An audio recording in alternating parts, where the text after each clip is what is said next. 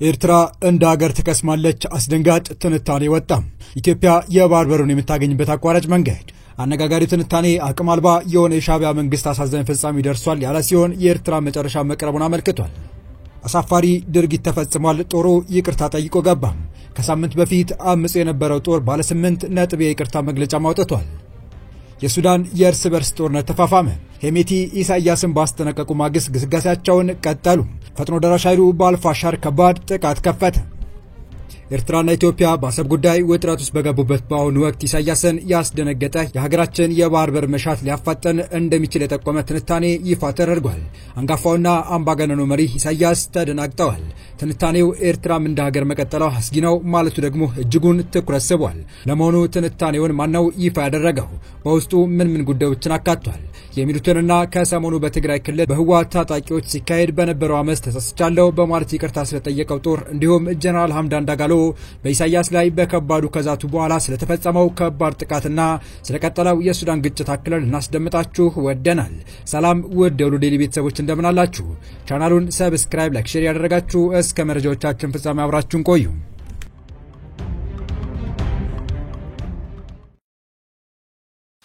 የቲዲኤፍ አርሚ 92 ይቅርታ ጠይቆ ባለ 8 ነጥብ ያቋም መግለጫ ወጣ። የትግራይ መከላከያ ኃይል ወይንም ቲዲኤፍ ሰሜን ምስራቅ ግንባር አርሚ 92 በዛሬው ዕለት ስብሰባ አድርጎ መግለጫ አውጥቷል።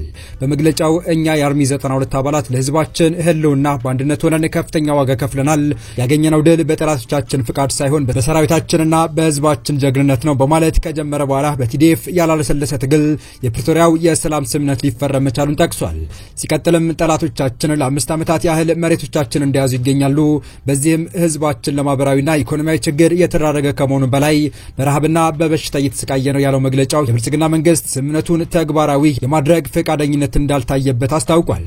ጨምሮም መንግስትና አጋሮቹ ቀንና ሌሊት የትግራይ ህዝብ ዋስትና በሆነው ቲዲኤፍ ላይ የስም ማጥፋት ዘመቻ እያከናወኑ ይገኛሉ በማለት የጠቀሰው መግለጫው አያይዞም ሰራዊቱም ከማህበራዊና ኢኮኖሚያዊ ችግር መዳረጉን አስረድቷል። ይህ ችግር በሰራዊቱ ላይ ብቻ ሳይሆን በቤተሰቦቻቸው ላይ ተጽዕኖ እንደሚያሳድር ገልጾም በትግራይ ውስጥ ባለው ያልተረጋጋ ፖለቲካ ምክንያት ጥያቄዎቻቸው ሳይመለሱ መቆየታቸውን አስታውቋል። መግለጫው ጨምሮም ጠላቶቻችን ይህንን የሰራዊቱ ችግር እንደ ክፍተት ሊጠቀሙበት ሲፈልጉ ያየም ቢሆንም እኛ ግን ከህዝባችንና ከመንግስታችን ጎን ነን ያለ ሲሆን ባለፈው ሳምንት መንገድ በመዝጋት የተደረገውን ተቃውሞም አሳፋሪና ኃላፊነት የጎደለው በሚል ገልጾታል። ከዚህ በመነሳት ባለ 8 ነጥብ ያቋም መግለጫ ማውጣቱንም አስረድቷል። ከነዚህ መካከልም እኛ የአርሚ 92 አባላት ጥያቄያችን የጥቅም እንጂ የፖለቲካ አይደለም። ድርጊቱን የፈጸሙት የኛ አባላት የሆኑ የተወሰኑ ሰዎች ቢሆኑም ከአመራር ጀምረን ሁላችንም ይቅርታ እንጠይቃለን። እኛ የአርሚ 92 አባላት ያላጠናቀቅነው ግዳጅ እንዳለን እንረዳለን። ለህዝባችን አንድነትና ክብር ትልቅ ዋጋ እንሰጣለን። እኛን መጠቀሚያ ለሚያደርግ የትኛውንም ድርጅትም ሆነ ግለሰብ በራችንን አንከፍትም የሚሉ ይገኙበታል። ይህ በእንዲህ እንዳለ ባለፈው ሳምንት በተመሳሳይ አርሚ 22 የህወሓት ከፍተኛ አመራሮችና የቲዲኤፍ መኮንኖች በተገኙበት ይቅርታ መጠየቁ ይታወሳል። በቀጣይ መረጃ ኤርትራ እንደ ሀገር በቅርቡ ከሚከስሙ ሀገራት ዝርዝር ውስጥ መካተቷን የሚገልጽ አስደንጋጭ ትንታኔ ወጥቷል። ይኸው አነጋጋሪ ትንታኔ አቅም አልባ የሆነ የሻዕቢያ መንግስት አሳዛኝ ፍጻሜ ደርሷል ያለ ሲሆን የኤርትራ መጨረሻን መቅረቡን አመልክቷል። ጉዳዩ ለኢትዮጵያ የወደብ ፍላጎት በር ከፋች ስለመሆኑም ተጠቁሟል። የአየር ንብረት ለውጥ ከንድፈ ሐሳብ ባለፈ ውጤቱ በጋድ መሬት ላይ የሚታዩ በመሆኑ ከማናቸውም ጊዜ የበለጠ የዓለም አሳሳቢ ጉዳይ መሆኑን በመግለጽ የሚጀምረው አነጋጋሪ ትንታኔ ቀጠል ሲያደርግ ሀያላን ሀገሮችና ባለብዙ ወገን ዓለም አቀፍ ተቋማት ዘንድ መነጋገሪያ አጀንዳ ከሆኑት አንዱና ዋነኛው ይኸው የአየር ንብረት ለውጥ ከጦርነትና ኢኮኖሚ ግሽበት እኩል የወቅቱ የዓለም ደህንነት ስጋት አጀንዳ መሆኑን ይጠቅስና ችግሩ አንዳንድ ደካማ ሀገራትን እስከ ማክሰም ድረስ የሚደርስ ውጤት እንዳለው አብራርቷል። የአየር ንብረት ለውጥ አደጋና ስጋትን መቋቋም ከማይችሉት ሀገራት መካከል ኤርትራ የመጨረሻ ደካማው ሀገር ሆና መመዝገቧን በማስከተል ለአስመራ መንግስት የራስ ምታት የሆነውን አስደንጋጭ አትታውን የሚቀጥለው ይኸው ትንታኔ ሲቀጥል በቃላት ወይም በአሃዝ ሊገለጽ የማይችለው የኤርትራ ኢኮኖሚ ድቀትና በሸንበቆ የሚመለስ መንግስት ይህ አደጋ መቋቋም ስለማይችል ኤርትራ እንደ ሀገር መክሰሟ እንደማይቀር በበርካታ ዓለም አቀፋዊ መመዘኛዎች ተለክቶ መረጋገጡን የገለጸ ሲሆን የኤርትራ መንግስት ያላቸውን ሀብት ይህን አደጋ ከመከላከል ከመጠቀም ይልቅ ጎረቤት ሀገራትን ለማተራመስ መዋሉ ደግሞ የውድቀቱን ጊዜ የሚያሳጥርበት ምክንያት ነውም ሲል አክሏል። የታዋቂው አልፋ ጂኦ ስትራቴጂክ አማካሪ ድርጅት ዋና ኃላፊ የሆነው ፓራክ ካህን በቅርቡ ለንባብ ያበቃው ሙቭ ዘ ፎርስስ አፕሩቲንግ አስ በተሰኘው ድንቅ መጽሐፍ የአየር ንብረት ለውጥ ሌሎች የዓለም አቀፍ የኢኮኖሚ የፖለቲካና የማህበራዊ ችግሮችን በማባባስ ከመቼውም ጊዜ በበለጠ ለቁጥጥር በሚያስቸግር መልኩ ከአንድ ሀገር ወደ ሌላ ሀገር ከፍተኛ የህዝብ ብዛት ያለው ፍልሰት ከጊዜ ወደ ጊዜ እየጨመረ እንደመጣ ዓለም አቀፍ ጥናቶች መሰረት አድርጎ ያብራራል። በአሁኑ ጊዜ ከ50 ሚሊዮን በላይ የሚሆኑ የአየር ንብረት ለውጥ ተፈናቃዮች ያሉ ሲሆን ይህም የፖለቲካ ተፈናቃዮችን በቁጥር ሊበልጥ ይችላል። አሁን ባለው የሙቀት መጠን ላይ አንድ ተጨማሪ ዲግሪ ሴልሲየስ ቢጨምር ከ200 ሚሊዮን በላይ ህዝብ ሊፈናቀል እንደሚችል ፓራግ ይገልጻል። ዓለም አቀፍ ተቋማት የአየር ንብረት ለውጥ ስጋቶችን ለመቀነስና ለመላመድ የሚያስችሉ የመፍትሄ ሀሳቦችን ቢጠቁሙም በድርቅ ምክንያት ጥረቱንና ተስፋውን ያጣ የአፍሪካ ወይም የኤዥያ አርብቶ አደር እና ባህር ዳርቻ ላይ የሚኖር ሰው ወደ ሌላ ሀገር ለመሰደድ አያመነታም። እንደ ፓራግ ገለጻ በተለይ በባህር ዳርቻ ላይ ያሉ ሀገራት በሙቀት መጠን መጨመርና የባህር ጠለል ማደግ ምክንያት ለሰው ልጅ መኖራነት የማይመከሩ በመሆኑ እንዲሁም የሚያስከትለው ችግር ለመቋቋም ወይም ለመላመድ የሚያስችል የመንግስት የፋይናንስ የሰው ኃይልና የፖለቲካ መዋቅርም አቅምም ስለማይኖር ዜጎች ወደ ሌላ የተሻለ የአየር ንብረት ወዳላቸው ሀገር በመፍለስና በመሰደድ ሀገራት እስከ መክሰም የሚደርስ አደጋ ሊገጥማቸው ይችላል።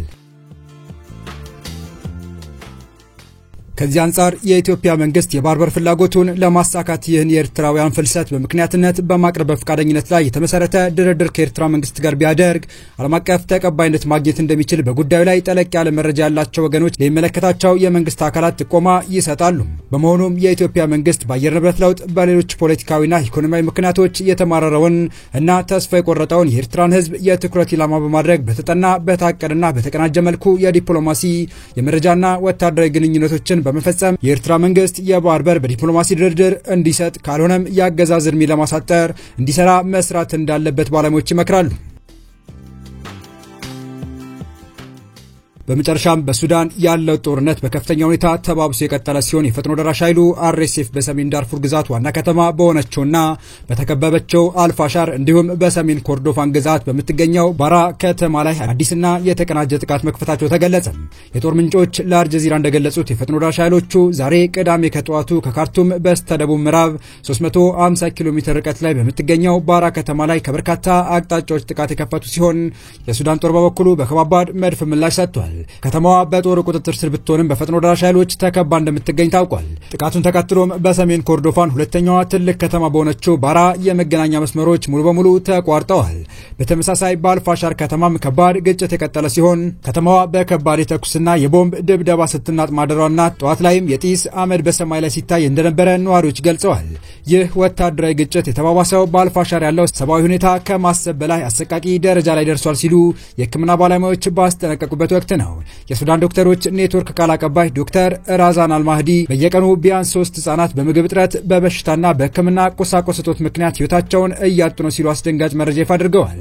የተባበሩት መንግስታት አራት ተቋማት በበኩላቸው በአልፋሻር ለ16 ወራት በዘለቀው ከበባ ምክንያት ከ250 ሺህ በላይ ንጹሃን ዜጎች ወይም ከግማሽ በላይ የሚሆኑት ህጻናት ከምግብና ከጤና አገልግሎት በመቋረጣቸው በሺዎች የሚቆጠሩ ህጻናት ለሞት መቃረባቸውን አስጠንቅቀዋል።